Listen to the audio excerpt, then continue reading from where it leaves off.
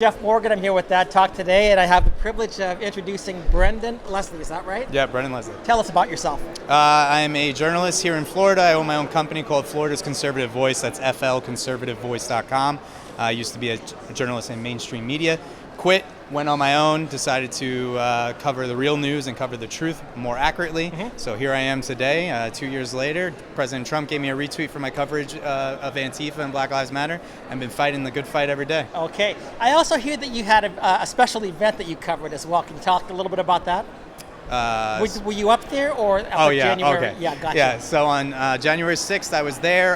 Initially, I took 200 of my fans to Washington, D.C. just to hear President Trump's speech because, you know, not only am I a conservative journalist, but I'm a civil rights activist. I encourage people to use their freedom, you know, their right to peacefully assemble and all that stuff. So that's what we did. Right. Unfortunately, yes, a riot broke out, not an insurrection. Stop using the word insurrection. I can't. I hate that word. Insurrection didn't happen. So it turned into a riot did break out, and I went into reporter mode and I started filming what was happening so that the American people could understand what was happening. Because you know what, the mainstream media, they don't actually go up to the front lines and see what's happening up close. Right. They stay all the way back, so they see just a crowd of people. So that's why they paint this false narrative. So what ended up happening with me is now you got all the fake news media trying to say that I'm an insurrectionist, Capitol rioter, because I was there. Yeah, exactly. You know, I've seen this. I've been involved in some of these things for probably 40 years right now, and I know that if you point the camera angle this way, you see one story. If you shift it this way, you can tell a different story. You can have 6 protesters over here, and they represent supposedly the entire city. You can have 500 people over here, and we had a couple of people that were for the cause. So is that what you saw? Because I know some people that were up there on the 6th of January, and everything that I've heard, they said we went up there to support our president, went up there to pray, we were singing hymns, very peaceful, didn't even know anything was going on. And then they go back to the hotel room and they find out just what you said, they are now insurrectionists. They're saying it's worse than 9/11. Give me a break.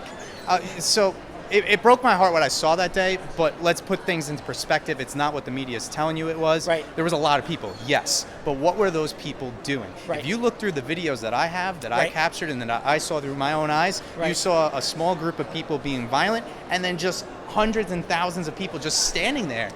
Not even knowing. They didn't even realize, a lot of them didn't even realize what was happening. The ones that got inside, for the most part, were just walking around. They shouldn't have gone in there. They did break the law. They shouldn't have gone in there, but they weren't in there to destroy things. They weren't in there to attack. It was a very small amount of people. In fact, the people that were standing there were telling the people that were destroying things to stop it. It was like inner conflict. Well, I also saw, too, that at least in one video, that it appeared that the guards were even opening the gates to them. Did you see that as well?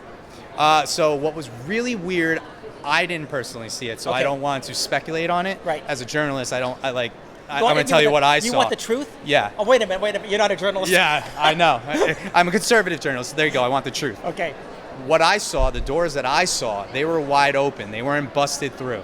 I can't tell you if they were open by who, but they were wide open, and cops were standing there and just letting people went in. When I was covering it, I went right up to the police officer to identify myself. Hey, Brendon Leslie, I'm with the media. Kick me out, whatever, just let me know what I can and can't do. And he was like, you're fine, you're fine, you're fine. To me, I was like, whoa, they're just letting these people in. The cop, you're the cop, this is the door to the Capitol. People are just walking in, and I'm talking to the cop, telling him what I'm doing, and he's not stopping any of them. I don't know why, but that's what happened. So when you were up there, there have been conflicting reports about whether there were actually perhaps Antifa was involved with the crowd or something else. Do you have any? There was definitely some Antifa and left-wingers. Let me be clear. It was mostly Trump supporters, unfortunately, and that's why I said it does break my heart. But to say that there was zero Antifa or zero left-wingers is an absolute lie. We saw it with John Sullivan. He was there to antagonize, and there were some other faces that I've recognized from other Black Lives Matter riots that I've covered across the nation. It's just hard to put all those dots together, but to say that there was no left-wingers there is an absolute lie, and they were there to stir the pot. Do you have any thoughts about the Ashley Babbitt, or is it Babbitt? What's her last name? Ashley Babbitt. She is the only one that was killed in the riot. They want to say it's a deadly riot. The only reason direct death was police officers executing her. And it's very unfortunate because if she was a black person at a Black Lives Matter riot, this would be a whole different conversation. That cop would be strung up in the streets for everyone to see. But that's not the That's not the narrative that they need to push. Let me be clear. What she was doing, she shouldn't have been doing. She shouldn't have been there. She shouldn't have been busting through that barrier. Right. But what threat was she? The cop literally just shot her point blank range. She was not a threat. Yeah, yeah. But people ask me about the stuff. I said I wasn't there, and I also know how media does tend to take an angle and edit the film to create their narrative. So you're not doing that. You're giving honest news. I try to give the full video, rarely edit the video, so that I don't twist words or anything like that. Right. That's something we need to do more.